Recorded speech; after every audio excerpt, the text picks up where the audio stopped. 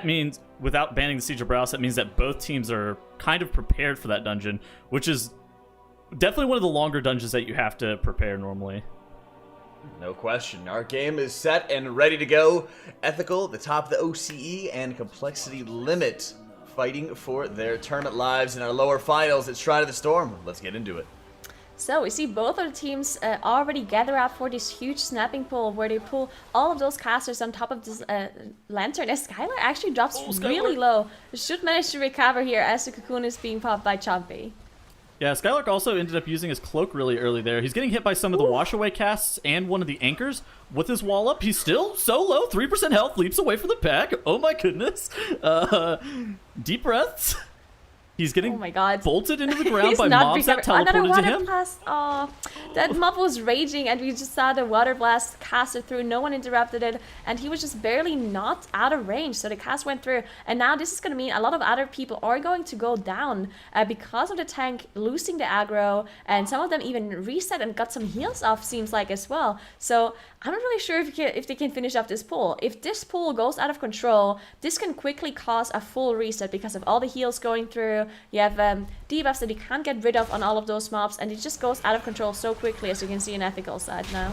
So what I think actually ended up happening is whenever Skylark leapt away, he leapt to a specific part of the staircase and snapped the enraged attendants that he was trying to move away from to him, and then ended up getting raging water bolted to the face, and that's not really what you hope for. Skylark, of course, is on that dwarf, so he's able to reset Necrotic in that way, where Complexity Limit, we've seen it a couple of times, they are playing that 5 Night Elf team. Shrine of the Storm is very notorious for being very punishing, though, and any major mistake generally can cost you the run. Something at the very beginning of the dungeon, like we've seen from Ethical, is not run costing, but they are now hoping that Complexity Limit will make a major mistake. And, I mean, we've seen this before, right? I mean, there's definitely a possibility for Complexity Limit to mess up one of their pulls, because the pulls they're doing are incredibly risky, and one small mistake can cause them to have a huge time loss, as we've already seen before. So Ethical definitely needs to make sure they stay in the game here and just keep on doing their strategy as they have played it against Method NA earlier, even though they do have those 4 deaths. So they definitely want to make sure they don't lose just any more time from here on out and just keep on going. That was very scary. Max got hit by that washaway cast and almost got knocked off the edge, was able to heroic leap right back on. That is whenever you clench up a little bit and you just pray that you don't die, I think. Dodging out of the Surging Rush, Complexity Limit is doing a really good job. They do have Windspeaker Heldus sitting there in that pack as well. Ethical, dealing with Voidweaver Malthier. They had major blunders at the very beginning of the dungeon, so they're going to end up being, I don't know, what, like a minute and a half behind, maybe? Yeah, maybe something like that. Both of the teams did not use Bloodlust for this initial pool. Complexity Limit used it for this Aquaseer pool with the trash, and Ethical is probably also going to do a very similar thing now on their side. As they're waiting for the boss to spawn, there's a small little RP that happens, so you need to wait for that to be over before Aquaseer spawns, and then you can gather them up. You see the markers already coming out on those mobs, because these mobs, they need to be interrupted. There's a lot of dangerous casts that are very crucial to be interrupted, the heals specifically, because if you have the heals go through, they can also heal the boss, not just the rest of the trash mobs. So Complexity Limit actually has 2 deaths here. It looks like Fired Up actually fell off the platform. Full wipe. Twisted is dying as well. Eric is down. This might be a full team wipe come in by Complexity Limit here, as they don't have... I mean, they have 1 battle rest, but that's not going to be enough to finish off this pull here. So they need to reset this. Yeah, just disaster. It looked like they got hit by the Surging Rush here, by the Aqualings. Oh, they got hit by the Surging Rush? That is such a shame. I was sitting here looking at Ethical like, man, they're really far behind, but now Complexity Limit has just thrown straight back to Ethical. Now Ethical in the driver's seat. Accuseer going to be spawning and phasing at 50% here. This is going to be really good. Like you were saying earlier, Complexity Limit now does not have their Bloodlust available for that Windspeaker Heldus into Accuseer pull. That is a tragedy. Yeah, I'm not sure how many mobs they actually managed to get down on complexity limit size, but definitely looked like some of the mobs were resetting. So definitely held this reset, and some other of the mobs didn't go down as well. So they will have to redo this pull, and this is really the opening that Ethical needed on their side to get back into this game. But again, there's so many things that can go wrong in this dungeon, so this is not the end for sure. Oh no. Oh, no. Atrocity was too close to the Living Current. Now everybody's getting broken out of their Shadow Melt by the Living Current. This is so bad. Oh my gosh, everybody's launched up in the air, dropped straight back down. Atrocity ends up going down. Everybody is incredibly low. Max getting bolted by those attendants that stand with that Living Current. You are able to line of sight that Living Current's cast, but they would need to move that mob like towards the wall area. Looking at Ethical, Windspeaker Heldis is enraged. The Aqualings are going to be going down here. They're going to be finishing up Accuseer in a few moments. Is that a Raging Living Current? Everybody goes down the side of the Complexity Limit. Yeah, this is another just full Monk-ass. team reset, and the Living Current is resetting as well.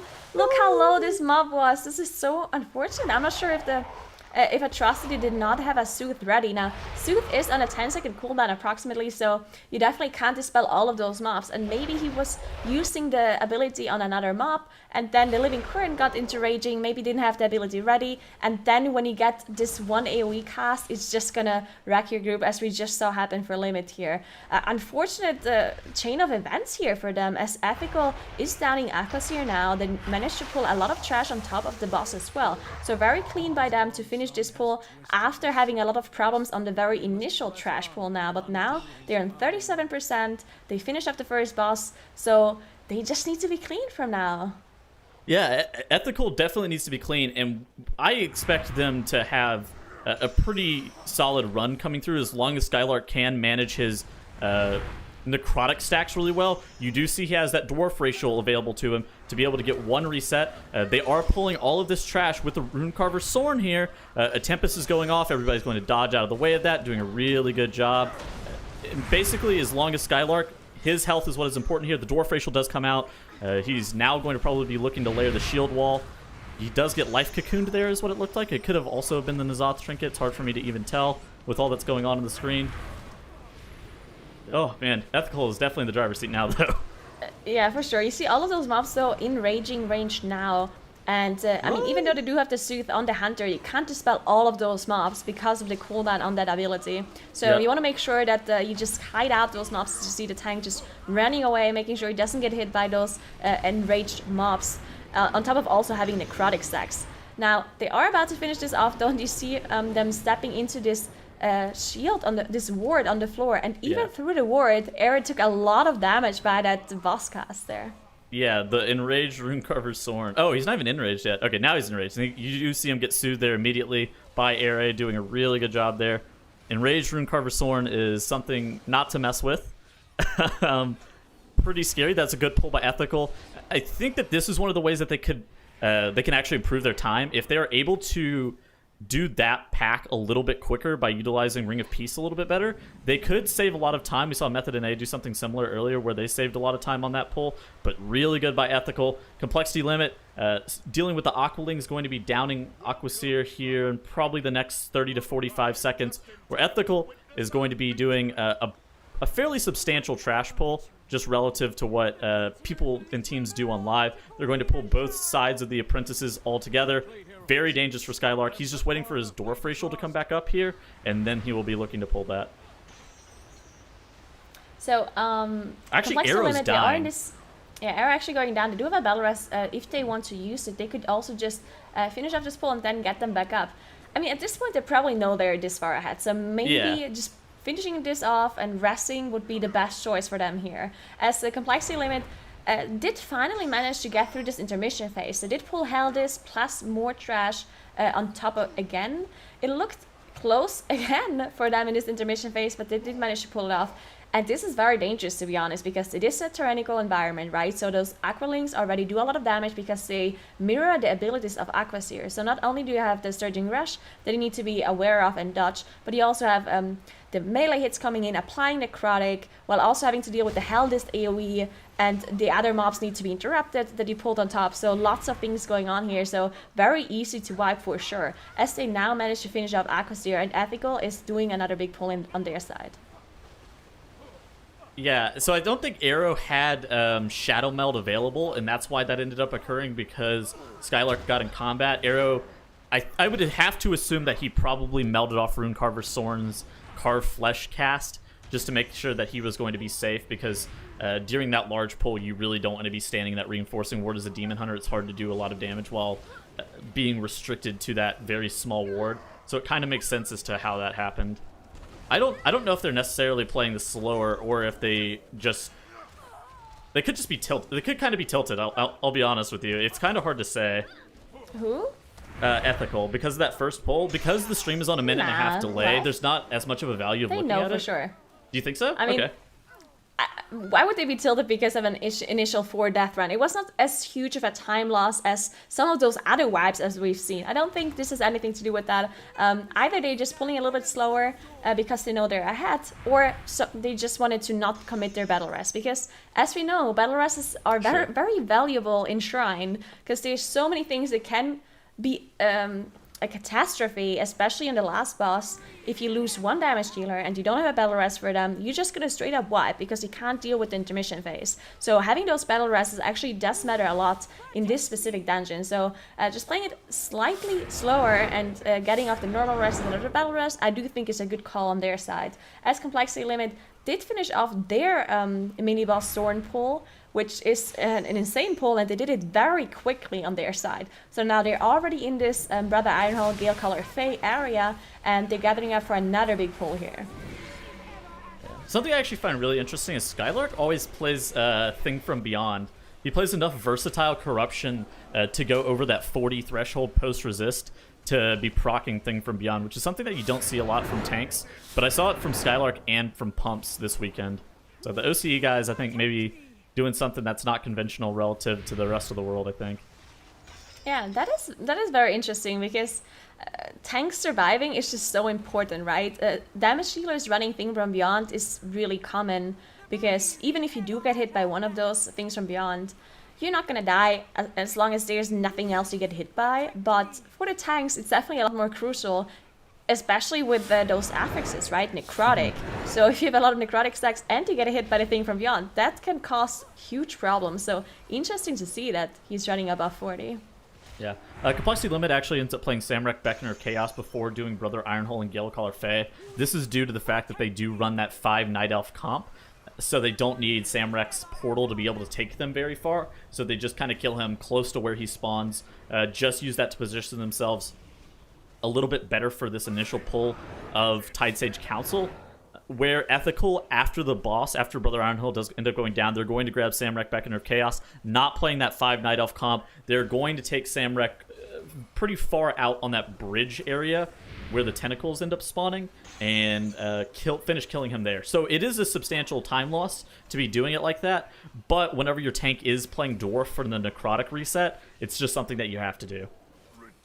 Yeah, and I mean, Complexity Limit now also on Brother Ironhell and Gale Caller Fae, and they caught up quite a bit on time here. I mean, those 2 trash pulls that they did were so incredibly fast, considering that they had 2 full team wipes coming in with those 11 deaths, 1 being on a boss and 1 on a trash group that they don't actually wanted to pull at the very last percentage. So the amount of time they lost is actually pretty substantial. So the fact that they're now back on this boss is quite impressive. While Ethical already downed that boss, they are pulling that Awaken mob up to probably the bridge area to skip through all of this trash here. Yeah, I think Arrow's mistake there without having Meld up ended up... so they were about 4 minutes ahead after Accuseer died. Ethical was ahead of Complexity Limit, whereas after Tidesage Council, they're only going to be like 2.5-ish minutes ahead, I think. So that's going to be fairly substantial. I think Arrow, with the Meld stuff, really cost them a significant amount of time. Yeah, and we see, I mean, some teams actually have done something different here. I think it's actually Complexity Limit, right? Who are killing this Awaken mob earlier, and then they just run through and Shadow Meld instead of pulling this mob all the way up. But Ethical not having the Shadow Meld available because of this Dwarf ratio that we see on the tank. So now they have the Awaken mob on the bridge, they'll get out, and they will do one of those bigger bridge pulls, as we've seen most other teams do as well. This bridge pull can cause some problems just because There's a lot of casts that are dangerous, need to be interrupted, and you also have the Raging and Necrotic that can be dangerous for the tank. So the most important mob here is those Drowned Depthbringers that cast Void Bolt onto players, and it can be really, really dangerous. So you do see a bunch of stuns coming through. They use Shockwave into Leg Sweep, into Chaos Nova, and then as soon as the Chaos Nova ends, everything gets blown up by Shape and Arrow using Fell Barrage, and then just the immense amount of power from that Unholy Death Knight to be able to down that pack fairly quickly.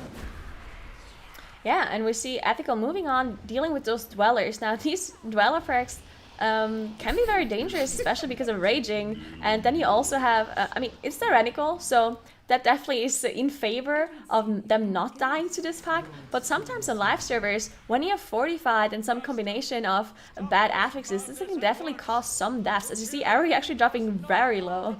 Nigger, I believe that may be because we play Moonkin, and we don't do damage to that trash pack. You know, they can be dangerous even if you don't have a Moonkin. Maybe Sure. It's just a Moonkin thing. Who knows? Either way. I know your pain, though. I definitely can relate to that. Ethical does pull Lord Stormsong here, complexity limit, setting up a fairly large pull on the bridge, mirroring something that we saw a few moments ago from Ethical. Double Unholy Death Knight is going to be able to blow up all these cultists and Depthbringers in the blink of an eye once those Death and Decays do go down. All right, now look at the damage, and now the mobs are gone. Goodbye. Ethical here, still on Lord Stormsong. It looks like nobody got MC'd from the first set, so pretty fortunate for them there. Oh, here comes the first MC. No, they already had the first MC. They immuned it with their AMS and their turtle. One of them got hit and they immuned it, so well done by them to not get hit by that Ancient Mindbender. The only one who could have gotten hit by it is actually Chompy, right? So pretty high chance of them immuning it there. The second one can't be immune, so they will have to deal with that. But on the second Ancient Mindbender, you already will have more of those orbs that are spawning, and therefore it's going to be an easier time to get out of that mind control. Pretty sure you will still have to jump into the water, because those orbs are usually not enough to get rid of it, but we'll see as the Hunter got MC'd right there. Yeah, he looks like he's going to go take a bath in Lord Stormsong's premium jacuzzi lounge, home to gamers. All right, Ere, you get broken out at 50%, so he needs to watch his health. He is dropping dangerously low there. So the tip with that is you have to submerge your body a little bit under the water to start taking damage, but you don't want to be too far down to where you get ticked as soon as you get unmind controlled, because then you will die. So there's a quite amount of finesse that comes along with the premium gamer lounge in the spa. You know, you don't actually have to dip underneath the water, you just have to like run in. And a lot of people like swim too far down and then they can't get out in time. But if you just run in and you wait a little bit, you'll get the damage as well. So really, you don't have to go beneath it under at all? You don't have to, no. You can just walk in. But you just need to wait like a second or two for it to do damage. So that's why people think they have to swim down, because you don't immediately take the damage. I've been bamboozled then. I'm sorry. I have tricked all of you. Do not listen to me. Nagura is a truth sayer here, and I was just wrong. I thought you had to go underneath. We know that the water already. Just a little You're bit. always wrong, Titles. Anyway, Ethical is moving on to the last boss area. They have the Bloodlust available for the last boss, so there's a possibility that they can one-face it. I mean, they don't have the double DK comp, but Demon Hunter can also do a lot of single target damage, so we'll see if it's possible for them to one-face. They also don't need a lot of trash at all. If you compare it to the amount of trash that Limit needs to do the whole last boss room, right? They need to do all of the eels, and they need to do the awakened mobs, and they need to do the middle pack with the denizens. While Ethical does not have to do the middle pack, which makes this last boss a lot easier if you don't have to deal with that. It leaves you less room to deal with, but still, just less risky having to deal with that middle pack, because so many things can go wrong there. Yeah, I think that we've seen a lot of teams just forego doing the middle pack. Did Twisted go down? What happened? Yeah. Oh, okay, so they ended up using one of their battle reses. That's actually... that could be very bad, especially since they're coming up to Full Zith here in a few moments. They are going to have one additional battle res available whenever that 20-minute mark does end up hitting for them. But, yeah, the more battle reses, the merrier, especially on something like Volzith. It's really easy to die on this fight. Hard to see tentacles. Your healer has 90% reduced health. There's just a lot of things that incidental damage can end up killing somebody fairly quickly on this fight. Yeah, and I mean, missing one interrupt or being in the wrong position, getting hit by a tentacle, like there's so many things that can go wrong. This will be very difficult for them, as you see Ethical dealing now with the intermission phase. You see Skylark just having to kite all of those awakened mobs while also kiting the Denizen at the same time. Definitely don't want to get hit by any of that, especially not the Denizen, because it does so much damage on top of also having Necrotic stacks stacking up on him. And then you also want to make sure you try to avoid the Spirit Breaker from the Tank Buster here, because it applies to debuff, as you can see it being on him right now. Once the intermission phase is done by the damage dealers with their Denizens, they will help out the tank to finish off that one, because right now Skylark can't do any damage to the Denizen. It's only the healer, Chompy, who can deal with it. Yeah, so they're actually being really patient with how they end up killing those ads. So Area, Arrow, and Shape from Ethical ended up killing their kick denizens, where they're just going to, where the team of Skylark and Chompy are just going to end up kiting out the awakened mobs plus their denizen. Then once that other team does end up killing their caster mobs, they're immediately going to go downstairs, end up finishing off the 2 awakened mobs, then finish off that sunken denizen. It is very important that you don't mess this up, because we've seen teams mess up in the past and it ends up, like, unfortunately costing them the run, because you end up having to fight the awakened mobs and you don't have a ton of space to kite the Blood of the Corruptor if you're not in that lower realm, because teams are foregoing the middle pack. Skylark there off to the side grabbing a few eel packs. Volzith sitting at 73%. This is going to be a swift one phase, I think, from Team Ethical. Complexity Limit having a full team wipe pretty much seals the deal. I mean, this is really just not their dungeon. This is the 3rd time we see Limit in this dungeon, and the 3rd time we just see them struggle. Did Volzith just despawn? It Volzith did. just despawned for Team Ethical. After they used their Bloodlust as well, so this is so unfortunate for them. They lost their Bloodlust and they lost their cooldown, so this means they probably are not going to be able to one-face this anymore. I mean, they're probably still ahead at this point just because of the amount of deaths the Complexity Limit has. It's a huge time difference. It's 1 minute time difference. Shape just lost there's Army a of the chance for Dead. Complexity to come back, because they have their Bloodlust available, so they can one-face the boss, while Ethical cannot one-face the boss. But yeah, another thing, they have to redo those Awakened mobs, right? Because they respawn. Yeah. Even if you killed them, they respawn, so they have to deal with them again. This is actually a huge problem for Ethical. Unfortunate here, with one of the eels just evading, and once one of the eels evades, they will reset the boss. This is a known thing that happens on this fight, which is very, very unfortunate for them. But in the end, I do think they'll be able to do it, right? They have the 100% now. Even if they need a second intermission phase, they're still just gonna be ahead. I think they have to have a second intermission phase. Shape literally blew all of his damage. He popped Army right as the boss despawned. I mean, that is even though, so like, even with the second intermission catastrophic. phase, though, it's still a 1 minute difference, and I think they it's haven't still even pulled the okay. boss yet on Limit side. So yeah, That is a tilter. I will admit. that's definitely a tilter. Yeah. One thing that they have to be careful about, though, is they don't want to pull this Denizen pack in the middle, right? Because if they pull that on accident, it can just cause them to wipe again. And we've seen Limit wipe on this boss twice before. So if Ethical makes another mistake here and Complexity Limit pulls their pull off, there's still a chance for them to win this dungeon, actually. So all eyes on Ethical. They need to pull this off now without any more wipes or any more resets of the boss. So we'll see how they finish this off. We see the Blood still being alive, they're waking them up. They are focusing it down now, and they're out of the realm. So again, because they can't one-phase this without Bloodlust and without Army, they will have to play another intermission phase, though. Yeah, exactly. They lost Bloodlust and Army. Yeah, that is just a tragedy. Complexity Limit's going to be downing Blood of the Corruptor. Urgroth, Breaker of Heroes still up for them. Ethical is going to be coming out of this realm in a few seconds. They're just going to do as much single target damage as they possibly can. They're probably not going to pull any eels on top of the boss, because at this point there's no real reason to. They still have that middle pack out in the middle of the room. That's fairly dangerous in of itself, but oh man, Complexity Limit's going to be downing Urgroth, Breaker of Heroes. They do have their Bloodlust and both armies. Actually, it looks like only one army is available on the side of Complexity Limit. It looks like Eric's is up and Fired Up's is coming up in a short period of time.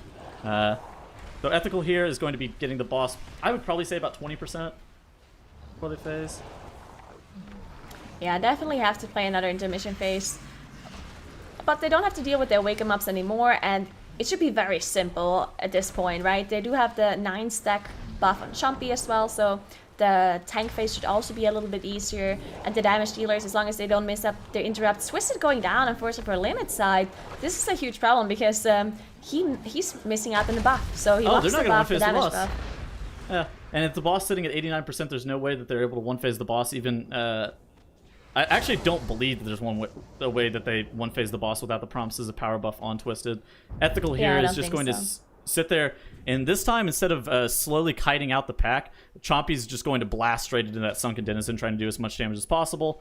All the kicks are going to come through, keeping Chompy fairly safe, and then they're just going to kick Volzith and end up winning the match. That was almost so bad for Ethical with the boss resetting because the eel got... So the eels get like stuck in the ground. We saw it with Perplexed last weekend, and sometimes like as soon as you tag the boss with the eel stuck in the ground, the eel will evade reset the whole entire pack, including the boss, and just despawn him immediately. Ethical's still going to take the match and start off with a strong 1-0 over Complexity Limit. Yeah, so I mean, what a match, right? Both of those teams, they want to make sure they maybe just forget about this dungeon and focus on the next one, because Complexity Limit having so many deaths and Ethical having this reset it can cause some like problems with the tilting maybe. Yeah. Shrine of the Storm has been a well-storied dungeon, but we've now closed the book on for the rest of the tournament, because I think that's the last time that we're going to be seeing it here. But we do see him pull through, and again, we just had some absolute, grinder of games here, Dratnos and Shrine. Yeah, legends will tell that Shrine match is still going on to this very day. Oh no. Looking for more plus 19 Shrine of the Storm weekly no lever. Yeah, they gotta watch out, of course, because weekly reset is only a couple days away, and that is say. when the servers will be going down and ending this run. There's only so much time you have to be able to complete it. But with Toldagor being banned, it means we're going on into Waycrest, and again, this is going to be another interesting dungeon to be able to see. I mean, we saw Complexity Limit have about a 15, almost 16-minute run. We saw a 15-minute run out of Ethical previously, so there is potential, at least, for Limit to be able to come back into this one, Nagura, and potentially we get 3 games, which I'm really excited about, because we haven't seen the Siege at all in this tournament. Definitely. I mean, I'm excited to see Siege, especially, as you mentioned, we haven't seen it before, but yeah, those couple of last few matches are just so close between those top 4 teams. I mean, Ethical, Method and A, Complexity Limit, Goosey Bat, and now Ethical against Complexity Limit. These are some really, really close games, and I'm excited to watch the next one. With this Waycrest, we've seen Limit do some incredible pulls. We also saw them do some mistakes in that dungeon, but if they can clean them up, which we've seen them do before, then yeah, they have a chance to even this out into a 1-1. As we start looking at this, though, I'm curious as to what you guys think of. Why has Shrine just been such an unforgiving and absolutely ridiculous dungeon throughout the series? We've seen how the very first time Limit went into Shrine, it was just the last boss that we had. But so let me feel this. Talk to me, Tattles. Yeah. True sight mobs and no checkpoints. That is like the absolute Shrine of the making of Shrine of the Storm kit. It is. The fact that the only checkpoint of the dungeon is after Lord Stormsong, so any full team wipe, you have to go all the way back through, and that the overabundance of true sight mobs means that you can only full meld skip every so often, and these teams aren't exactly setting up very elaborate awakened mob tunnels, because just the fact that it's not super time efficient, so they don't really have a great way to be able to make it back to that point. So any mistake in such a knife's edge dungeon in such a weird place like Shrine of the Storm with all the caster mobs and all the interrupts that are required, it is also raging necrotic, so tank can die at any point really. It just makes for an incredibly punishing environment, and then on top of that, it's really hard to get back to your bodies or where you were previously. Complexity Limit in particular, they play such a high upside but high risk strategy. They don't place that first awakened portal in Aquasur's room because it takes a little bit longer to run it all the way there. But then if they wipe on Aquasur, now they have to do a meld skip again to get back there, and you could see how they're setting themselves up for if things go a little bit wrong, or if things go wrong once, they become much more likely to go wrong again because of how aggressive their strategy is. But the upside is that they can time a really fast time if everything goes right. Well, I was going to say, I mean, let's start looking a little bit more deeply into that, because Shrine, this one was just completely chocked full of ups and downs. Absolutely. So right off the bat, we had Ethical coming in with a wipe on their first trash pull. Skylark was actually playing Touch of the Everlasting Major on his Prot Warrior as well, and it procced there on the first pull, and then he still went down afterwards as well. So really unfortunate turn of events for Ethical, because not only was he not playing like a throughput Major cooldown, but he also exhausted that cheat death ability without it even saving his life on that very first pull.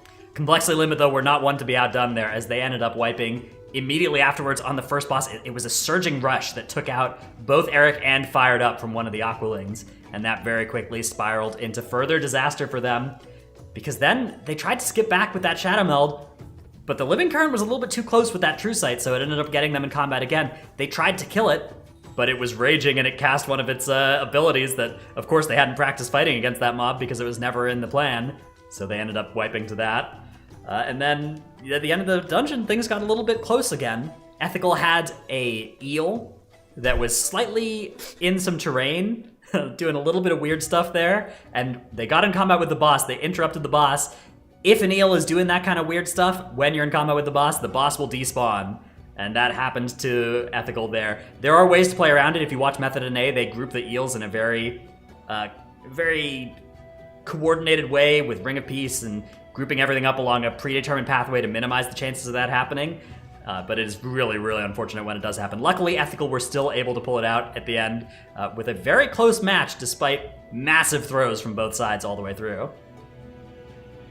Without a doubt, one of the most ridiculous dungeons that we've had throughout our weekend, and just chock full of dangers to follow. But let's look forward. And on this one, Nagara, we got Waycrest Manor coming up next, and despite usually being a long dungeon and some backtracking occasionally required, the teams have figured out such great ways to turn this into just a handful of large pulls to be able to burn through it.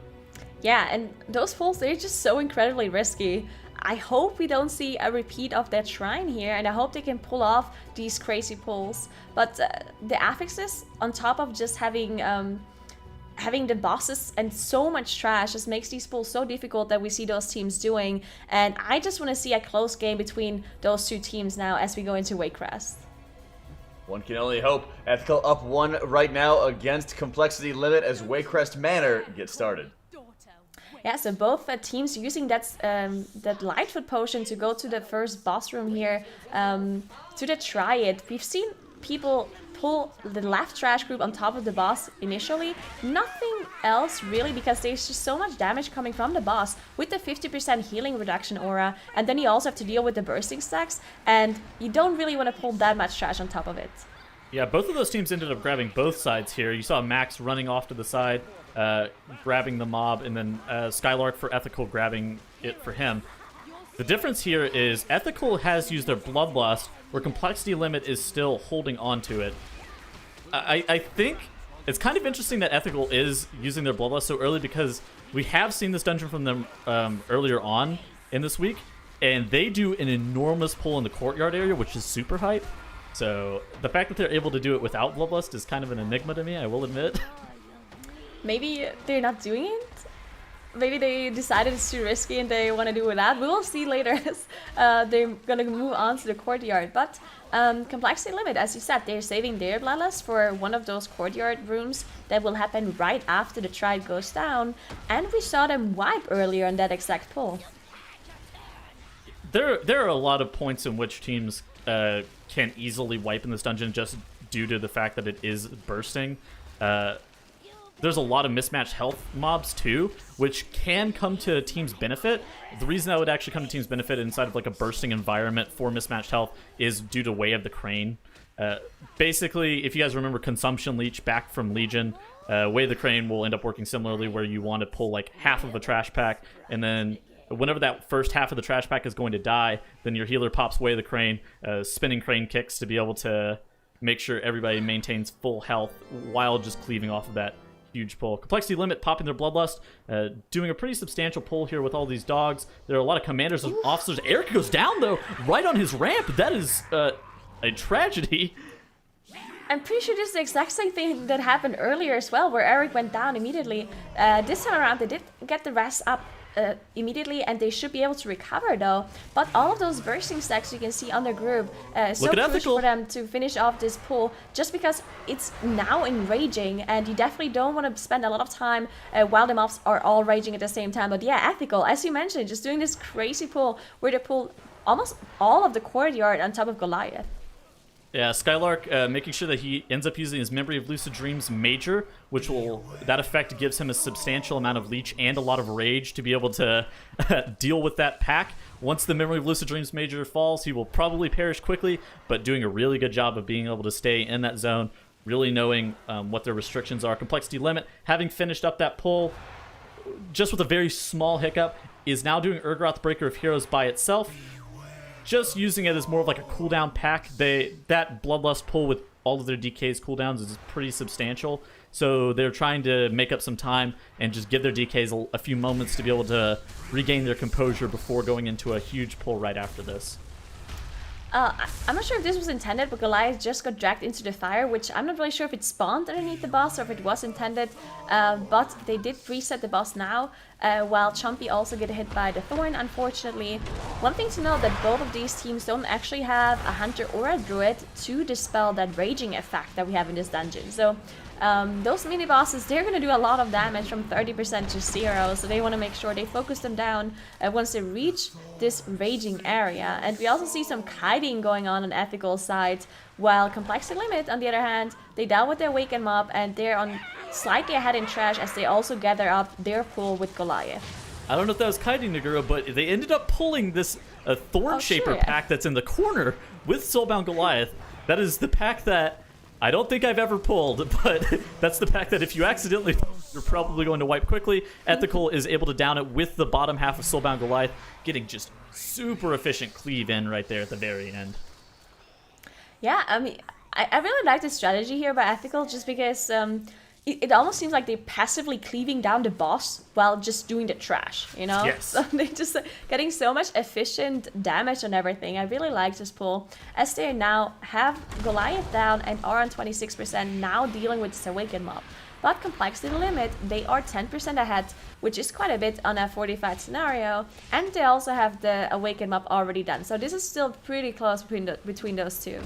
Precisely. Having that Awakened mob done already is fairly important. They really don't want to play Urgroth with the final boss. You do see Atrocity run off to the side, grabs a few trash mobs that will be coming in to Soulbound Goliath, so very similar to Ethical in that regard. Not exactly the same pack, but still the same concept of just like cleaving down the trash while the boss is currently active.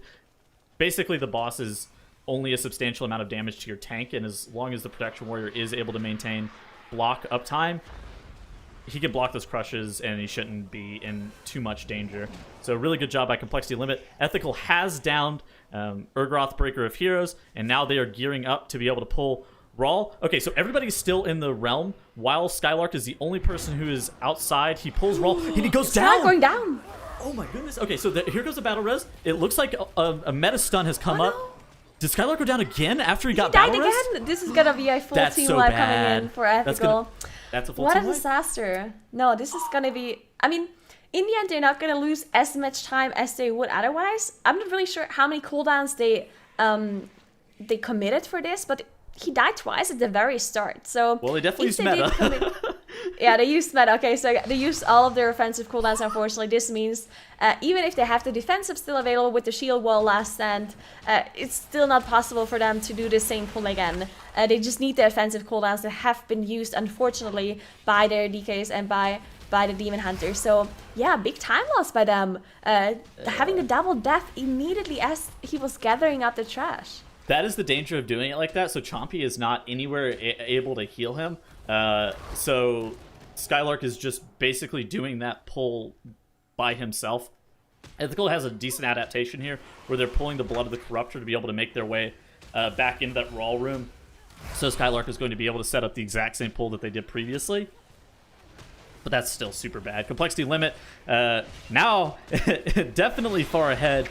just continuing to play their own strategy, making their way through the courtyard area, through the hallway. I believe that they're going to pull Rawl here in just a few moments. You see Max getting that pre-life cocoon on him, pops a Lightfoot potion, is running all the way through. Into Rawl's room he goes, pulling all of the trash here, and pulling it straight into Rawl. Yeah, so now all eyes on complexity limit to see if they can pull this off. This is just such an insane pull. The amount of trash that you have to deal with as a tank, and then on top of that you also have all the bursting stacks applying on the whole group while you have the mobs raging. And Fired Up going down, unfortunately, they don't have a Battle Rest available. So we'll see if they can finish this off. The rest of the trash is going down now, so they should be able to finish off the boss fight as well with only having the Steward left alive here. But gonna cost them a little bit of time. It is a fortified setting, so bosses don't have as much HP, so not gonna lose as much time as they would otherwise, but still gonna cost them a little bit. I think that's actually probably going to be a time equalizer with Fired Up being dead. As long as Ethical is going to be able to pull off this pull seamlessly. If they have any more issues, it's Ethical is going to be insurmountably behind. You do see Thing from Beyond spawning there, getting the whole entire group incredibly low with all those bursting stacks. It looks like Ethical is going to be able to recover Chompy, doing 145k HPS, the exact same amount as Skylar.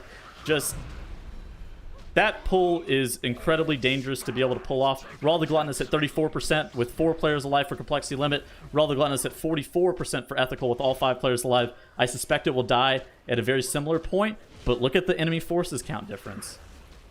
Yeah, Complexity Limit just have way more trash, as they were doing this pull earlier with the Bloodlust, where they gathered up a lot of those guards and the witches, which Ethical skipped as they were doing this Goliath pull, right? So Complexity Limit still quite a bit ahead at this point. They also, yeah, even though they finished well in a similar time because of the death on I'm Fired Up, they still are just quite a bit ahead in the percentage on enemy forces, and also the 20 seconds in their favor because of the death timers. And now both of them are about to finish up well, and we'll see. I'm pretty sure Complexity Limit is not going to deal with any more Awaken mobs, right? They are dealing with 3 of them on the last boss. They had...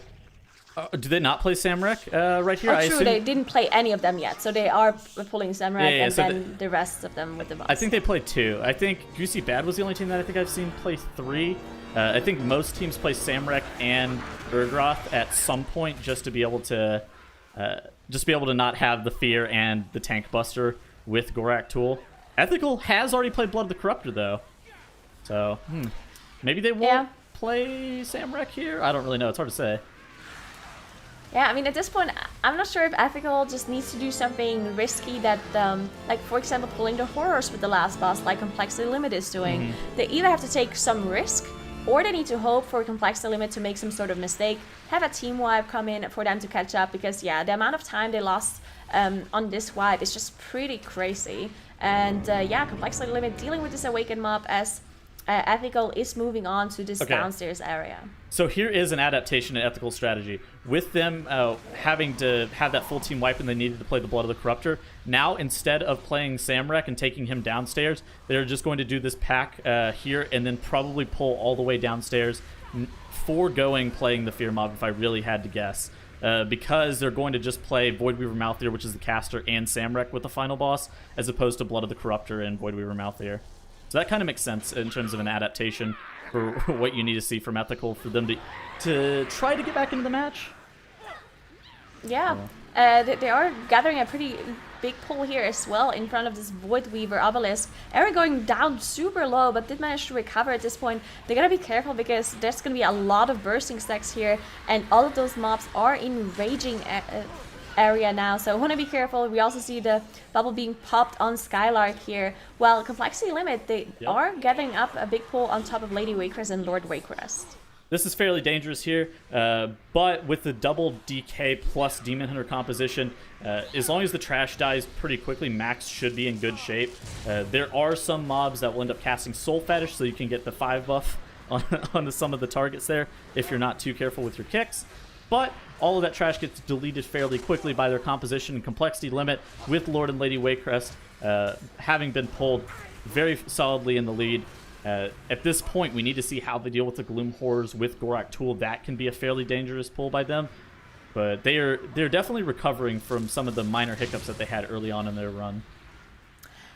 Maybe they shouldn't even do it. I mean, at this point, if they're used to doing this horror pull with the last boss and they haven't tried doing it without, maybe they should just continue doing this risky pull, because in the end, the horrors pull by itself is still pretty dangerous, especially if you don't commit any sort of offensive or defensive cooldowns, because you save them all for the boss. Twisted actually going down. They do have a battle rest available, so they can get them back up immediately. But yeah, no more battle rests now for Limit. Looked like he had threat, but I don't know. It looked like he had threat on Lord Waycrest, but I don't know how he would have threat on Lord Waycrest. Maybe it was Lady Waycrest as she spawns, because sometimes she can spawn and immediately just hit the healer. Exactly. That definitely seems like that makes a little bit more sense than what I just said, because what I just said doesn't really make too much sense. It doesn't make sense on how he would have threat on it. Yeah, exactly. It just doesn't make... I don't know why. Lord Waycrest will be going down in a few moments, and this is going to be the last crux point for Complexity Limit. If they are going to pull all of those Gloom Horrors into Gorak Tool with the double obelisk, very scary, I will admit, because those Gloom Horrors do an ability called Shadow Claw, and Protection Warrior is not exactly known to be the best tank at dealing with magic damage, and that Shadow Claw can be fairly scary, like Nagura was saying. Yeah, let's see what they do as they're gathering up this pull here. Ooh, nice Ring of Peace. Yeah, I like this Ring of Peace going down here. They have Bloodlust available, they have all of their offensives, most of their defensives, so if they can pull this off, it's going to be their game, and they're going to even this out 1-1. But so many things can go wrong here. You have all of the obelisk mobs they have to deal with, there's so many interrupts that need to be done, and you have all those horrors, especially when they go into raging. Max needs to be very careful, and then you also have the bursting stacks just stacking up on everybody. So it looks like the pull is actually going to go super well for Complexity Limit. Voidweaver Malthier is going to be dying here in just a few more moments, and once Malthier does end up going down, Complexity Limit is what is essentially home free. They are missing Count though. Yep. So I think so what can happen is the maggot. This happened the last time as well. Exactly. So you end up having like a kick, or you can actually line of sight the Infest cast, and if you don't do either of those things, then you'll lose Count for. Actually, no, they do get 100%. Whenever Malthier died. Killed something. The mini boss. Yeah, of course, yeah. Duh. Of course, that's the thing, yeah. Again, Titles. Yes. That's the thing, yeah. Again, Titles. Yes. We've seen people miscount this dungeon a few times this weekend, sorry. Yeah. So. My bad. Gorak Tool going to be going down here soon, and then it'll be evened up 1-1. So close, I love this match. Oh yeah, that's a good one. In breaking news, Titles and Nagura discover awakened mobs give trash percentage. Find out what's going to be on the next episode when Dratnos casts. Oh, what the? Alright. No, I'm just kidding. Dratnos would never mess it up. He would never mess it up. Complexity Limit tied up this. I was saying you never mess it up, okay? Don't worry. Okay. Alright. I had to switch the pressure a little bit there. Complexity Limit, however, tying up that series 1-1. And now we've got what I'm probably the most excited for here, Dratnos. It'll be pushing us into Siege of Boralus, which everybody has relentlessly banned time and time again. This is going to be our only Siege of Boralus of the entire weekend coming up. Every other team has either avoided it by it being later in the series, or they've banned it out. But yeah, these teams have both decided to use their bans on something else. Complexity Limit banned Toldagor, and Ethical banned the Underrot. So we are going to Siege of Boralus. We're going to see what these two teams have in order, because of course we have no idea what their plans are here. Or what they don't have in order. Yeah, they may have just been planning to 2-0 the other team and not get to Siege. I don't know. It's not the worst set of Siege of Boralus affixes. It's going to be Fortified, Sanguine, Grievous. So it's not the best set of affixes either. It's going to be pretty rough. We'll see if these teams choose to play Alliance, or if they choose to play Horde, which that's been something that teams have come up with different answers to last weekend when we saw some Siege in the European Cup. Really exciting to see what happens there. Oh my goodness. Well, before we get too deep into that, let's give a little bit of a breakdown though for this game that we've seen thus far, Nagura, because once again with Waycrest, we've seen just these pulls, these setups, just costing extra deaths and extra problems for both sides, to be honest. Yeah, I mean, some of those pulls that these teams are doing, they're just crazy, and any small mistake can cause these huge, just instant wipes, as we've seen it happen for Ethical here, unfortunately, as they were gathering up this pull on Ral, and everyone was popping their offensive cooldowns, and then you have your tank go down, rest, and just go down again immediately. So the pull is over, lost all of these offensive cooldowns, all of the mobs are resetting, not a single trash mob went down, and the amount of time you lose for this one is just insane. And this is why these times, they look incredible fast if they pull it off, but the amount of mistakes that can happen and the amount of time you lose if you make one mistake is crazy. And that's why we see some of those teams struggle with these pulls.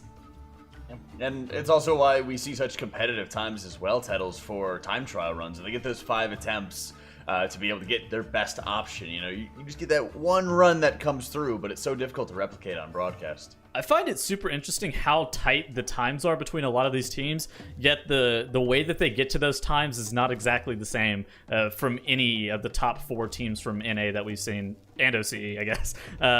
Yeah. Like just the sheer strategies that have been implemented from all of the teams. Like we saw Ethical kiting obelisks in a Taldazar. None of the other top 3 did that. We've seen Complexity Limit pulling the Gloom Horrors into Gorak Tool. None of the other top 3 did that. It's just there's no one solution to the exact same problem, but yet all of these teams are just so tight. And this Ethical Complexity Limit match going to a game 3 does not surprise me at all.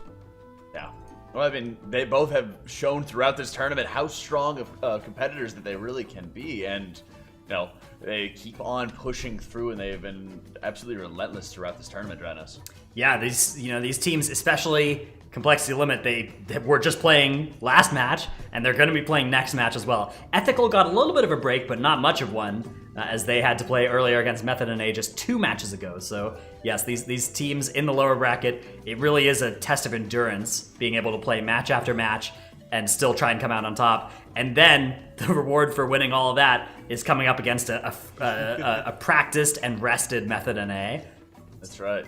And, you know, having that opponent coming up against you as well is always going to be a challenge. But Waycrest also was very grueling, much like we saw out of the Shrine of the Storm here, Dranos. Yeah, so Waycrest Manor, we started off with Ethical was really looking good at the start of this dungeon. They have this pull in the courtyard that nobody else does. Like Tettles is saying, you know, a lot of teams have different answers to these dungeons, and they were able to pull just everything into the Soulbound Goliath and kill it all off, looking very clean there. Unfortunately for them, a kind of more standard pull, still by no means any safety to it, is everything into Rawl, and their tank just fell over twice, as Nagura was mentioning earlier, which is really, really bad there, because not only have you spent the B-Res, but you still end up having the full group wipe. Complexity Limit's run was very fast. It was sub 15 minutes, so that was, you know, much faster than their time trial time, and approaching Ethical's time trial time even. They did have some problems as well, though. They had a death on that third boss too, and like many teams we've seen over this whole weekend, actually, they ended up just killing Rawl the Gluttonous with a person dead for most of the fight. Yeah. Their last boss pull, though, is phenomenal. They were able to, you know, pull those Gloom Horrors onto the last boss. It's been looking reliable. It's been looking very fast from them. So I think that they're in good shape if they can make it to Gorak Toll around the same time as another team to take it down from there. And surprisingly enough, I think it's because Rawl has seemed like such a, you know, safe or easy boss in many cases. Nagura, people are like, okay, well, it's just how aggressive can we be? And we always start seeing a little bit of chip deaths here and there that just start slowing the boss down by such a massive margin. Yeah, I mean, when we saw one of these pulls for the first time, I think it was Team D that pulled the whole marksman room on top of Rawl with the whole Rawl room, and then we saw this just huge DPS come out of the DK, and yeah, as you mentioned, Rawl just not really having a lot of mechanics that are dangerous to the tank or to the rest if you just make sure you dodge the frontal, so they can do things like that. But the amount of risk involved because you are in boss combat, meaning you can't just release and come back. Boss combat means if you die, you either battle rest or you're not going to get back into combat, and that's why these pulls are just so dangerous. I also think the compositions that the teams are running with the Death Knights are fairly common for you to be able to lose a significant portion of your damage, because if they start popping the ramp and then one of their DKs dies, that is just all of the damage gone and there's no recovering, unfortunately. Whereas like if you have like a hunter that dies, or like, so say your demon hunter dies the moment he pops meta, sure, that's going to be some damage loss, but it's going to be nothing like if your DK dies as soon as he pops his ramp. And we've seen it in other dungeons and pointed out a couple times, just like if a mage just dies right as they start popping their ramp, they start popping all of their bursts, it just slows down everything by such a significant margin. Especially because you're also leaning on them to kill everything before, in that dungeon, everything starts enraging and murdering your tank, Dreadnoughts. Yeah, that is something that, if the end of the pull takes longer than the start of the pull with raging active, things get very deadly very quickly. You alright, Tunnels? Yes. You sure? No, I think I have a case of the giggles, and I think I've had it for 23 years. You're 23 years old? What? Yeah. I'm a grown man. Well, Let's not go that far. I was about to say that. Now, alright, we got Siege of Boralus coming up to be our tiebreaker. What are some quick things, Nagura, that you would like to see out of both of these teams? I have absolutely no expectations for this dungeon because we haven't seen I got a DM about 3 minutes ago. It says, "Are you ready for?" I'm not going to say the team's Siege, and then it's followed by Pepe giggle, and then they say, "Oh no no no no no no no." So, my expectations That's a lot of oh no's. greatly diminished very quickly. You know what I want to see? I want to see them play it like a live key. I would like to see them play it like a live key and just slowly and steady wins the race. You can't catch me at this pace, alright? This dungeon is really hard to pull off in like a very clean manner, and I think I'm right there with you, Jack. Yeah. Bring DKs, bring your Mistweavers, obviously. Bring your Hunters. I don't want to... I want to move things around. I want to get things out of Sanguine as quickly as possible. I want to make sure that that never happens. Sure. At all, right? Like, we're going to see some Hunters for sure, but I like the team that's going to be bringing the DK to be able to get that extra grip and that extra just movement, because I think that we're going to have a couple of times where mobs are just going to bathe in Sanguine forever, and we've seen how risky it can be for teams that are trying to drag around spotters alongside of them, Dratnos, and how challenging that can be and how risky that can be for them too. Yeah, the spotter strategy is going to be one to look out for. I agree, though. These teams, I think, should be playing it slow and safe and trying to just make as few mistakes as possible in a dungeon that they're probably not too practiced in compared to the others. That's right. Well, get yourselves a tasty beverage, and let's dive right into Siege of Boralus, our tiebreaker in the lower finals. Immediately, I see a difference in strategy. Ethical drops down and is playing this pack where complexity limit is running all the way up top. They're going to. It looks like they're going to use 5 melds on their side to be able to drop combat with all that trash that they pulled. We unfortunately already had one death come in on Ethical side as one of the Hunters went down, did release immediately, is trying to come back here. Oh, Shape. Please don't get eaten by the shark. But there we go, did come back now. One thing to note is that both of the teams are playing Alliance, which, I mean, for any other dungeon, this would be normal in an MDI setting. But for Siege, we've seen some teams play Horde just because this is the only dungeon where Alliance and Horde actually have some different variations. Not only do you have a different starting point, but you also have different mobs in Siege. Yeah, and not only different mobs, but there is this RP that you get after Hadal that will cost you about 20 some odd seconds if you're playing Alliance versus playing Horde. Generally speaking, the Alliance side trash is also substantially harder than the Horde side trash. Ethical being an Alliance guild, though, they may just have more experience with the Alliance side trash. It's hard to say. Yeah, I hope we're gonna get a close-up on that shark death by Shiv earlier that we saw. Did he die to the shark? I think he actually did die to the shark. But yeah, they did recover now as he managed to come back. He did recover from that shark bite now as they are dealing with this Awakened mob. Complexity limit, on the other hand, is still finishing off this trash pull. They're an 8%, so slightly ahead. But of course, the Awakened mob takes a little bit more time and gives less percentage compared to a trash pull. So we'll see what limit does on their side, if they also are dealing with this Awakened mob or if they're leaving it up for the last boss.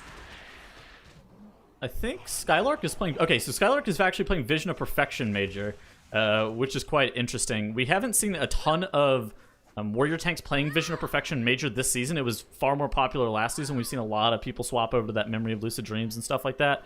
But it's nice to see that Skylark, he's very aware of when he should be playing what essence for his class. Ethical has now pulled the Black Tar Bomber and Iron Tide Raider pack. Incredibly dangerous.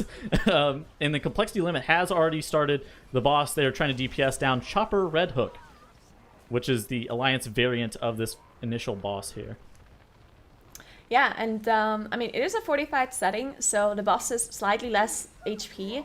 Boss Siege just has bosses that take forever, right? You have bosses that jump away, can't be DPS, so that's just prolonging the fight. And then you have the second to last boss, which just has an insane HP pool, even in a non-tyrannical setting. And the last fight also just taking so long. So all of those boss fights, incredible long. On top of that, you don't really have any affixes that prevent you from pulling trash on top of bosses. So I hope we're going to see some trash being pulled on top of those later bosses. I think it's interesting that Ethical did play the Blood the Corruptor as early as it did, where Complexity Limit decided to omit that from their route.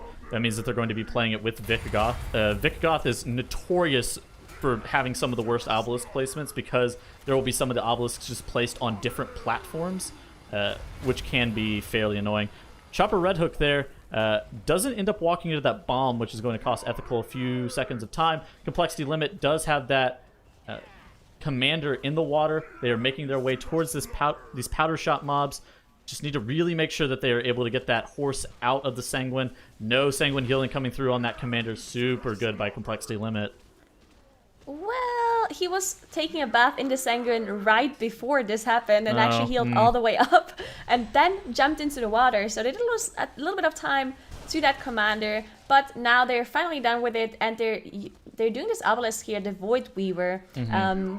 Something, I mean, we've seen some teams do this one with the last boss. But again, just pulling those Awakened mobs with the last boss can be so dangerous, so I don't mind seeing them finish off some of these mobs beforehand, as Ethical now down the first boss as well, and they are gathering up the same pull as we saw Complexity Limit doing. Yeah, playing Awakened mobs with the final boss, it requires an immense amount of practice, and if you are not super well practiced for it, then it's going to be hard. Ethical has a full healed commander there with just a few seconds late on that Ring of Peace. Oh, looks like Area may have baited the commander. Okay, so the commander doesn't get healed anymore. They're kind of chilling. Complexity Limit does down Void Weaver out there, taking the pack straight into the spotter, going to use those artillery shots to be able to kill some of these powder shots and some of these marauders that are off to the side. This is another difference between Horde and Alliance Siege of Boralus, is that for Horde there will be a bunch of gutters and footmen over here, where for Alliance there's a bunch of marauders costing you what is effectively about 15 count over the course of the whole entire dungeon. So that's something that these teams have to account for whenever they are making routes for this dungeon. And yeah, here you can see how annoying Sanguine can be if you want to deal with this spotter, right? Max going down here. They do have no battle rest available, so he needs to release, and they're also incumbent with the spotter here for a pretty long time. So I'm not sure if they want to wait they battle rest for this. Oh, okay, so Shadow Melt, battle rest, or something like that come out. No, they didn't have a battle rest. Okay, no. Eric it was just Rest a pet being rest. Yeah, and it looked like thought that a was rest. battle Okay. rest. Yeah. Yeah, it looked like one. But yeah, so they have to finish up the spotter here to be able to get out of combat rest on max here, and then they can move on. But yeah, Sanguine, just huge problems with these spotter pulls that they want to do, because the amount of damage the spotter does, the friendly fire with this artillery, makes, some mobs just die really early, and then you have the Sanguine, and then everyone else heals, and they move very slowly, and it's just causing all kinds of problems. Those Marauders are notoriously easy to die to, especially on a Protection Warrior, because they do a magic damage cast. It is spell reflectable, but if you don't get the pack pulled at the exact same time and get the spell reflect off on all the Marauders, it's kind of easy to get one shot, like almost 100-0, like you saw from Max there on the side of Complexity Limit.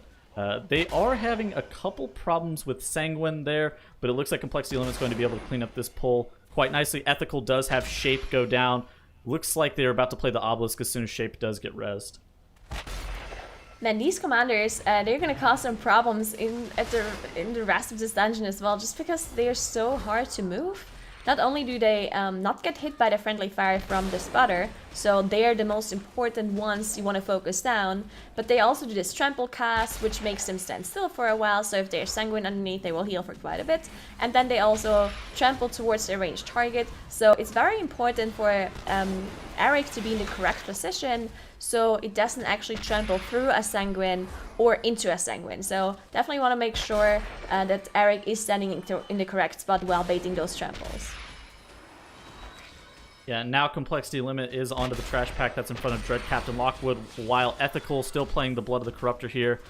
Looking like they're going to drop their out portal probably near Lockwood as well. I don't know if they're going to play the trash pack in front of Lockwood or just Lockwood by itself yet. It's a little bit early to say because they're trying to just kite out the Blood of the Corruptor pools slowly, not sanguining the Blood of the Corruptor, ideally. I mean, if you look at the percentage here, both of them are pretty even. So Ethical are 41%, while Complexity Limit just now engaged the boss, Lockwood. Lockwood is a boss that can cost you a lot of time if you get an extra phase. So you want to make sure you have a lot of single target damage whenever Lockwood is attackable, because getting one extra phase here can put you quite a bit behind. Yeah, Shape going down again. Unfortunately, they do have a battle rest to get him back up, so they are committing their rest, and now they're out of rests on their side as well. Looks like that Cannoneer is going to go down pretty early inside the pack, which is fairly nice. That is one of the mobs that's pretty easy to Sanguine heal if you're not super careful. You're going to be going down pretty soon. Spotter taking a bath in the Sanguine, they're just going to be like, all right, whatever, and then they just pull straight into the boss. I wonder if these teams are going to be able to one-phase Dread Captain Lockwood. From the looks of how Complexity Limit is doing currently, looks like the answer is probably going to be a no. Yeah, definitely doesn't look like it on their side. Now, we haven't really talked about the difference in comp too much yet. We do have the 2 Hunters plus Demon Hunter on Ethical side, while we have Rogue, Demon Hunter, DK on Complexity Limit side. So definitely quite a bit of a difference. Ethical has way more boss damage. Yeah, Ethical Yeah, definitely has way more boss damage. Double Hunter is significantly better than Rogue. Yeah, I agree. But they can make use of the DK cooldowns, right? Which Ethical does not have. So having that initial burst, once you do have that Bloodlust plus Army plus all of those DK cooldowns available. So especially on the next boss, if you do a full boss room pull with the boss, then it can definitely be a lot better having that DK damage. Oh, absolutely. You're absolutely correct on that. Ethical is going to get Lockwood just a little bit lower than where Complexity Limit had Lockwood whenever she did phase for them, but it's not going to save them a full phase, so that's not going to be that sick of a time save. Complexity Limit has down Lockwood, killed off that spotter. Let's see what... I wonder what they're going to do next. It looks like they may end up just doing the Obelisk here. Okay, so yeah, they're gearing up just to do the Obelisk by itself. It looks like that is Samrek the Beckoner, which is the Fear Man. So that is going to be interesting to deal with. I wonder if they're going to do a Hadal pull here. I think so, to be honest. I mean, at least that's what we've seen the EU teams do, right? They pulled this Awakened mob, dragged it all the way to the boss, and then pulled everything on top. Now, they did have different affixes, so I'm not really sure how efficient... They did have different affixes, so I'm not really sure how efficient it will be to do it, especially when you have all those mobs Fortified being buffed, and then you have Sanguine. And Sanguine can definitely cause this pull to be completely wasted, because if you pull everything on top of the boss, and then you have Sanguine spawn underneath the boss, and the boss just heals to 100%, then why do you even pull the boss for, right? And sometimes it's very difficult to position themselves to not drop that Sanguine, especially the huge boss model that the boss has as well. Yeah, Arrow ended up getting clipped by the frontal there from that small rat mob. Okay, Shape ends up going down as well. This is actually pretty rough for Ethical. They took a spotter and they took it into Monkey Town and are using that spotter to be able to DPS down some of these mobs to try to get a little bit more efficient cleave. This is pretty dangerous on Sanguine because the Demolisher has there's like a huge health mismatch, plus the Demolisher doesn't get hit by the artillery. Complexity Limit is onto those spotters, which is something that we've seen as a fairly standard strategy thus far through the MDI, downing those marksmen with that artillery barrage. That Sniper looks like he's just standing in the Sanguine, though. That is a shame. Yeah, so it actually looked like Atrocity ran off to pull the box and reset it. Probably so... Actually, I'm not really sure why that happened, but I did see the boss being pulled there for a millisecond. I thought they wanted to pull all the trash. There again, Hadal being pulled. They are in combat with the boss, so it seems like they want to gather up a big pull, because once you engage the boss, the rest of the trash room will just aggro. Yeah, it's pretty rough because there's double commander in that room as well, and since it is Sanguine, it's going to be kind of hard to get everything to die nice and evenly. And then, like, since there are snipers and whatnot, there are a bunch of mobs that are just like very challenging to move, is more or less my point. And with Sanguine being a stationary on-death fix, we're going to see how Complexity Limit ends up dealing with it. Looks like they're just letting the sniper stand out at range, getting a para and a blind on them. Okay, so Complexity Limit's going to be able to deal with that pull fairly nicely. There's some Sanguine healing coming through, but overall I'm pretty sure that pull is worth the time investment, especially with what they were doing. Yeah. I mean, that was also a nice trample timing as well. We saw the mobs die, spawned the Sanguine underneath the commanders, and then they trampled out of the Sanguine, so very lucky timing there on the trample to get out immediately. And theoretically, they can also just pull these commanders on top of Hadal here at this point. To just be more efficient, but they also can just play it safe, finish them off. Oh, the Eric positioning a little bit unfortunate as he was standing on the other side of the Sanguine here, and now this spotter is taking a bath in that blood, healing himself all the way up.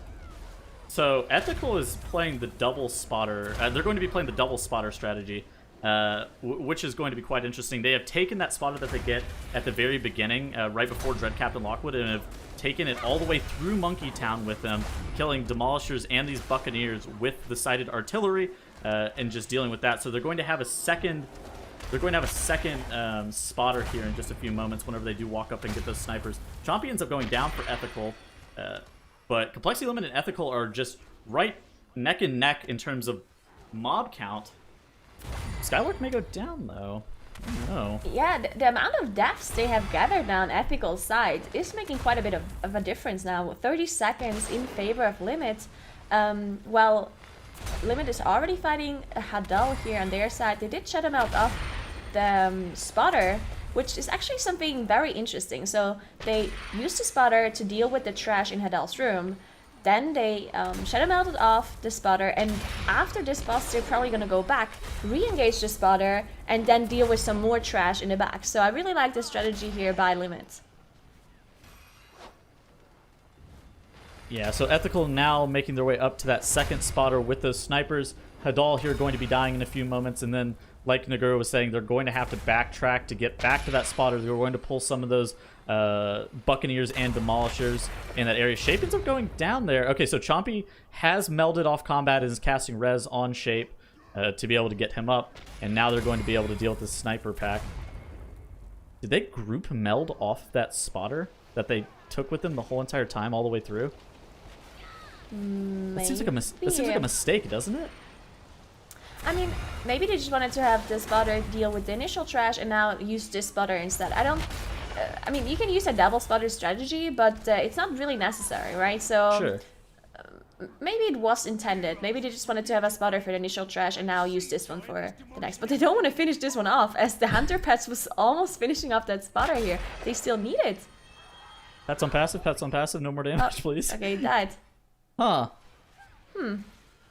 I wonder if that was an accident or they just don't want that spotter anymore.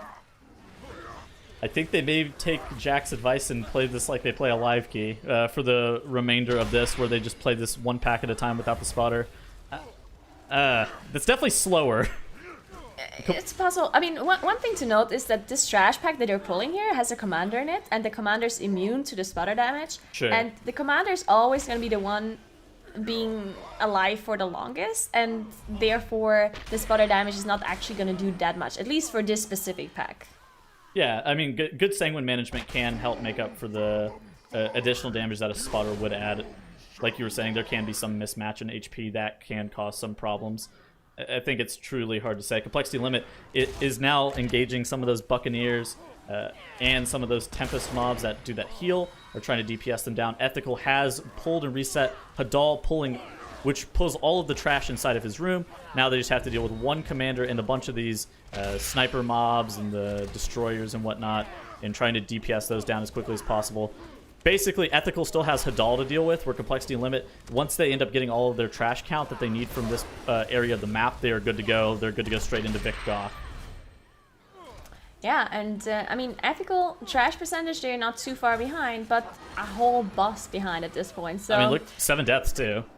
yeah, 7 deaths as well, so 35 seconds difference. So at this point, they need to hope for Limit to make a big mistake, maybe have a wipe on the last boss with their Wake 'em Up, something like that needs to happen for Limit, because that's gonna be otherwise impossible for Ethical to catch up at this point. They do have that 100% trash, which is definitely over percentage, because they still have some of their Wake 'em Ups as far as I'm aware, so they killed a little bit too much trash.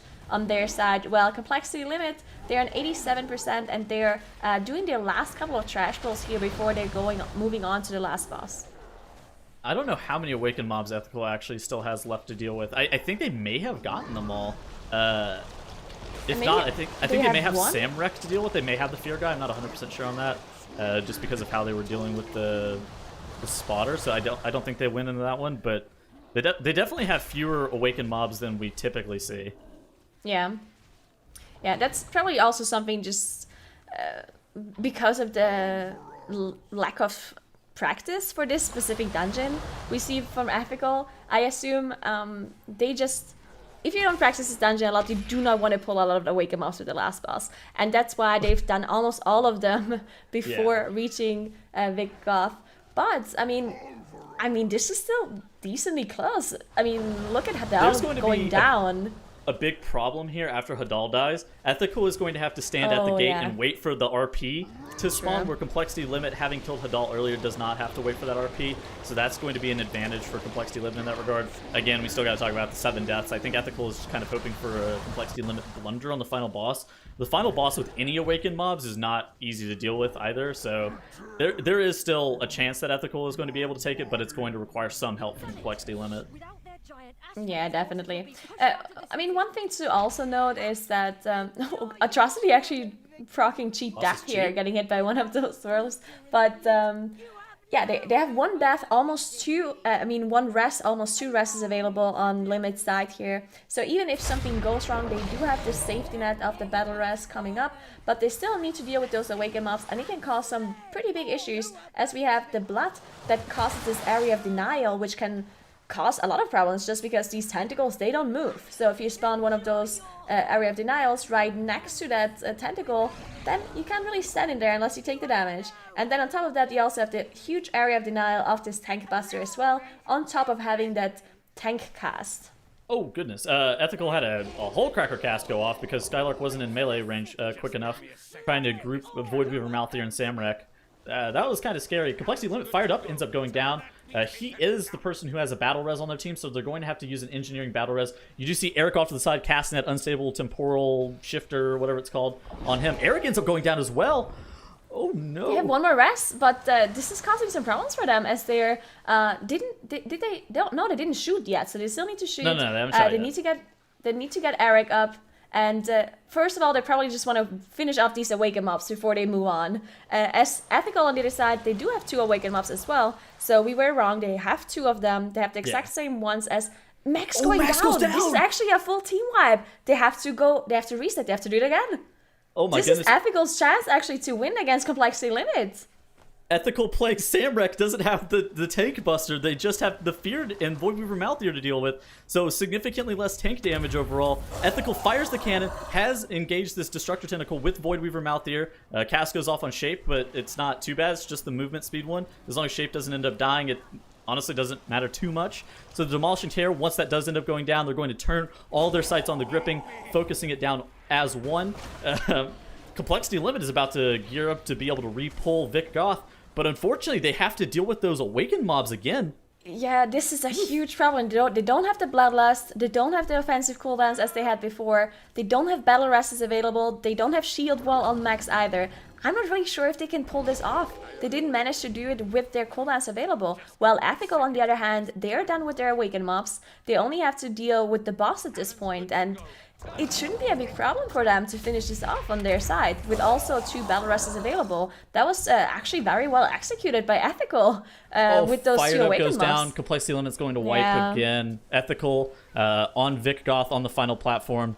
You can see at the bottom right of Ethical's screen, the Gripping Terror is just losing health very rapidly. Okay, so yeah, you can see that the rest of the group is just focused on the Gripping Terror, while Skylark off to the side, tanking that demo, just making sure that it doesn't hull crack and wipe the whole entire group. Another demo spawns. Arrow's probably... Okay, so Array is actually grabbing that. Chompy drops incredibly low, but I'm pretty sure it's too little too late for Complexity Limit. I'm pretty sure Ethical could even just... Okay, so Array pops a turtle, hops in the cannon, and is going to fire the last cannon shot to seal the fate of Complexity Limit, unfortunately. Yeah, and what a match between those two, as Ethical goes to 1 and Complexity Limit unfortunately dropping out of the tournament here. That was a ridiculous experience in Siege of Boralus, and also showing why everybody's been banning this dungeon. They set up a very, very tough requirement to kill those last 2 obelisks with the boss there, Dratnos, and unfortunately, complexity limited. It just seemed like they were getting spread in all kinds of different directions at the same time. Yeah, that last boss fight was really, really rough for them. They'd kind of slowly opened up a